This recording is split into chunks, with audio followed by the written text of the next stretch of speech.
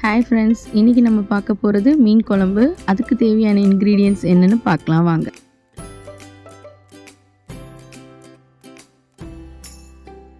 சின்ன வெங்காயம், தக்காளி,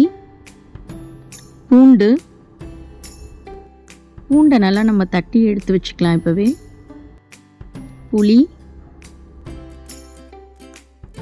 புளியை ஊற வச்சிடலாம்.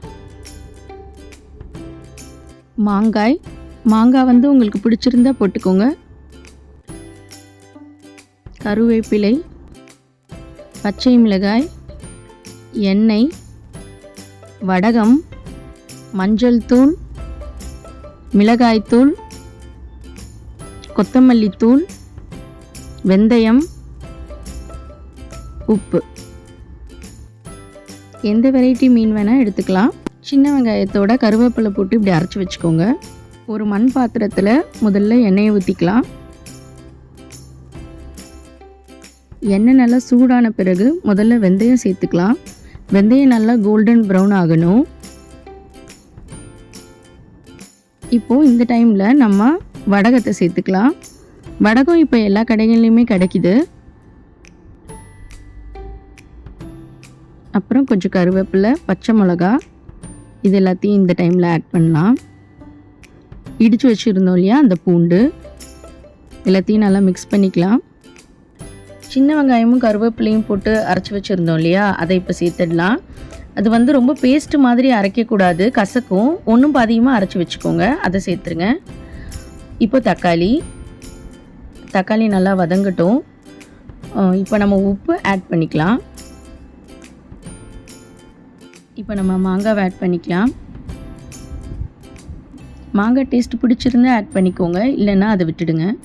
மஞ்சள் தூள், மிளகாய் தூள் சேர்த்துக்கலாம். உங்கள் காரத்துக்கு ஏற்ற மாதிரி சேர்த்துக்கோங்க. நல்லா மிக்ஸ் பண்ணி விட்டுடுங்க. இப்போ கொஞ்சம் கொத்தமல்லி தூள் சேர்த்துக்கலாம். மிக்ஸ் பண்ணிவிடுங்க. அப்புறம் அது கொஞ்சம் நேரம் கழித்து நம்ம புளி தண்ணி ஆட் பண்ணிக்கலாம். இப்போ இது நல்லா கொதிக்கட்டும்.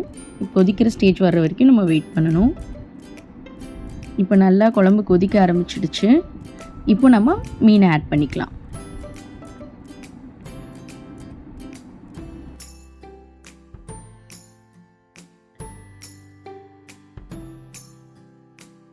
மீன் உடையாமல் கொஞ்சம் குழம்பை வந்து மிக்ஸ் பண்ணி விட்டுடுங்க.